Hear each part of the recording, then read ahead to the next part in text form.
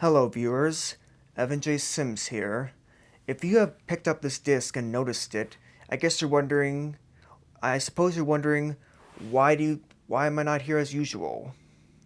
Well, the thing is, me and are off on a search for Tinkerbell at her home at Pixie Hollow, to try and get revenge on her for trying to sabotage my movie reviewing career.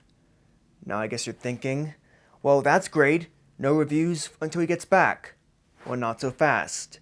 This disc also contains 4 pre-recorded reviews of 4 different movies.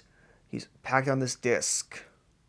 So, so until I get back, you can just sit here in my house and relax and enjoy these 4 reviews.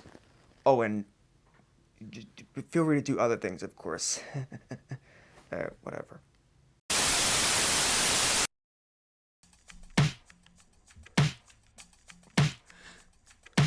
I gotta tell you something right now, so get in your seat and now take a bow. Cause we gotta go and start the flick off to the shelf to pick. Oh, we have a show to put on your screen. Trust me now, cause my work's pristine. It's time to critique a classic movie. Let's have some fun and make it groovy. It's movie criticisms of movies. Yeah, I said it's movie criticisms of movies. Yeah, I said it's movie criticisms of movies, yeah, I said it's movie criticisms of movies, yeah, I said it's...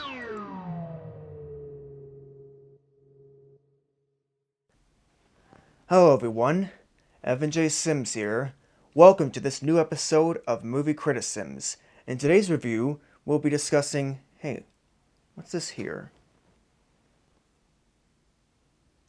Whoa! Hey, what the... Oh, this better not be a shrinking device. It is, isn't it? Alright, let's see how I can get back to normal size again. Hey, Gamma, over here! Look, it's a little tasty bug. Yeah, Beta, let's go get him and eat him. Oh, no. Beta, Gamma, look, it's me.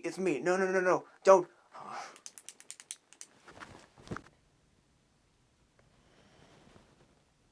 Oh, it's just you, Master Evan. I'm sorry I tried to... I'm just gonna go, okay? Yeah. Well, that was weird. As I was saying, in today's subject of movie criticisms, it'll be Ant-Man the Wasp, Quantumania. Ant-Man the Wasp, Quantumania is a new superhero action movie and the third installment in the MCU's Ant-Man series. Sometime after the final battle in Avengers Endgame, Ant-Man, aka Scott Lang, is living a semi-normal life with a high reputation due to his actions in Endgame. His daughter Cassie is also now a teenager and has become very skilled with Ant-Man's technology. One day, she tells her entire family that she has created a device that she used to send a signal to the quantum realm. But before she can shut it down, the device malfunctions and transports them all to the quantum realm. Once in the realm, the family is separated, and Hope Van Pym's mother, Janet, is especially worried. It's revealed that during her time trapped in the quantum realm, Janet had been duped by a warlord called Kang the Conqueror into giving him the key to his escape from the quantum realm. If he escapes, he plans to use his now huge army to take over the entire multiverse. In the present day, Kang apparently needs Ant-Man's help to finally get out of the realm. It is up to the rest of the group to rescue Ant-Man and prevent Kang from escaping his prison.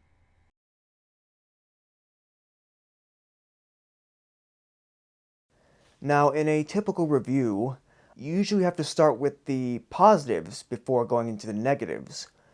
But for this particular review, I think it makes most sense if I start with a couple of negatives first. So, my first con is that the first act before the heroes go into the quantum realm feels incredibly rushed and short. And that's why the first act has the least amount of meat to the story. Not only that, but it also affects one of the main characters of the story, which I'll go into the character section. Now, another problem with Ant-Man 3 is that in quite a few places, the movie does have some tonal whiplashes. In other words, the tone is very serious and dramatic at one point in the scene, but in a flick of a second, a character will crack a quick joke in a quippy line about the subject that they are talking about. It's the same problem as with Thor Love and Thunder. I mean, what would have happened if at the end of Avengers Infinity War, that when Peter Parker is dying right in front of Tony Stark in the movie's epilogue, he suddenly cracks a quick joke about dust before finally turning into dust? That really wouldn't fit in the story in the context of the scene, right? However, we do have some positives here too. I especially love the movie's climax. After all these years, maybe months, with the exception of Spider-Man No Way Home, we finally get a finale that actually matters. And it does feel very satisfying. So I'm going to give the content 4 points.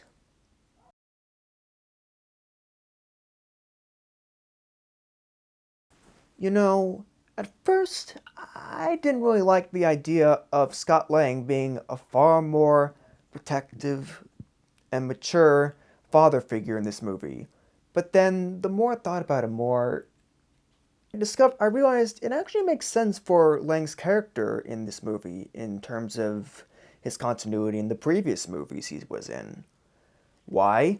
Well, because up until before Thanos' snap, he was pretty much always separate from his daughter Cassie because he was locked up in jail a lot for committing theft, and he was kind of having house arrest things. You know, he was separate from his house.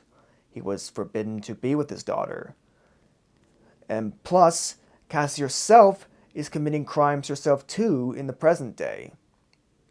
So yeah, I totally buy that Scott Lang would be like this in this third entry. And why? He doesn't want Cassie to end up like his reputation. Best of all, though, the movie does a pretty good job at finding that right balance of Scott Lang being more mature and more responsible, and maintaining his same likability he had in the previous two movies. Of course, the best character out of all the characters is Kang the Conqueror. Now, while he is far from sympathetic, as committing mass genocide on several civilizations, he does have some vulnerability in him that kind of makes him more complex than usual. And I think he personally has some potential to become a top tier MCU villain. He may even surpass someone like Thanos at that. Kang also seems highly skilled and intelligent, as he manages to successfully manipulate Janet Van Pym into helping him escape his prison. And he does help to really bring some stakes to the story and conflict. He's really threatening and very temperamental. The last character I want to talk about is Cassie, Ant-Man's teenage daughter. Now, remember when I said earlier in the content section that the very short first act affects one of our main heroes? Well, that main hero is without a doubt Cassie. Like I said while summarizing the film, Cassie is now suddenly this prodigy who has mastered all of Ant-Man's technology and is using it to help others for some reason. She even feels kind of tired of her dad being protective of her. But here's the problem. It's really hard to swallow this pill that Cassie has created because it feels like a huge gap between this movie and the end of Endgame. Now, yes, we do get to see Cassie use the Ant-Man suit for stealing at the movie's beginning, and sure, she does explain to her parents what she's fighting for, but the film never makes it clear why she's doing all this crime stuff. Her prodigy character is not clearly established enough. I'm going to give 4 points to the characters in this movie.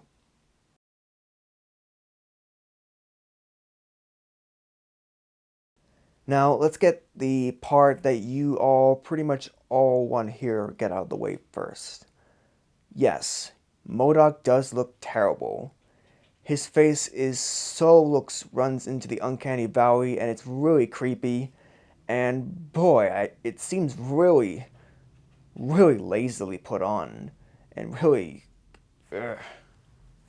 My only defense against it is that it doesn't look as bad as Will Smith's Blue Genie in the live action Aladdin remake, but that's not saying much, is it? Well, at least the rest of the visuals are pretty awesome. This film, like some Marvel movies, this is one of the few new Marvel movies that does go far enough to satisfy my eyes with the visuals. And they can be pretty creative, and everything else besides MODOK is rendered and looks pretty okay and acceptable. So I give 4 points to the visuals.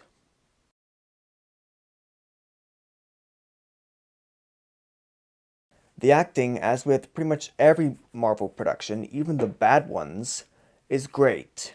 But without any doubt, the standout performance comes from Jonathan Majors as Kang the Conqueror. He manages to both very charismatic and intimidating, but also gives him a sense of vulnerability at the same time to make him kind of interesting. However, the acting is great, but not perfect.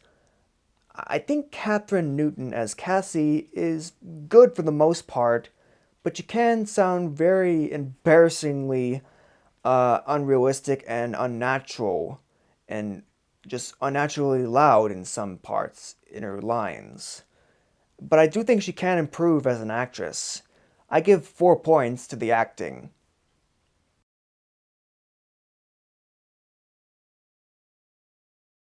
I'm just gonna skip this section of the review because it's the same as every Marvel movie score. So I'm just gonna skip this and give it 3 points.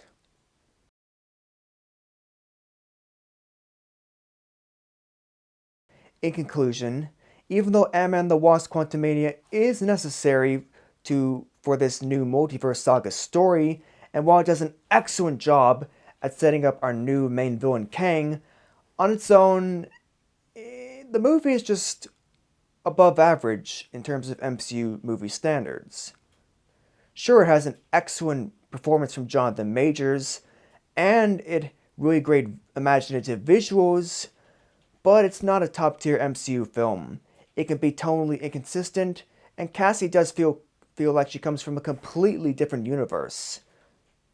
Ant-Man the Wasp: Quantumania has received a total of 19 points out of 25, earning it a B+. So, have you seen Ant-Man and the Wasp: Quantumania? If not, do you want to or not, and why? Feel free to let me know in the comment section below. Also, try to rank all the Ant-Man movies from best to worst or worst to best, whatever. Feel free to let me know in the comment section below. And if you enjoyed this review video, then feel free to like, subscribe, and or share. So I guess you're wondering, what's the next subject of this movie criticism series? Well, let's just say it's time for kids to turn into superheroes. I'm Evan&AudreyS, signing out. Peace!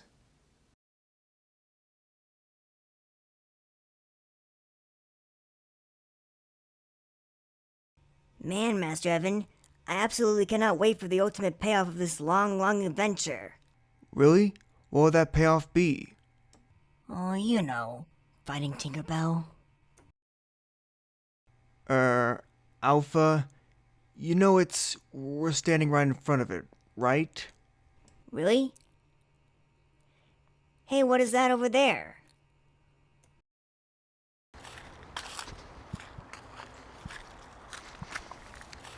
Oh man, I really want this to be one long epic adventure.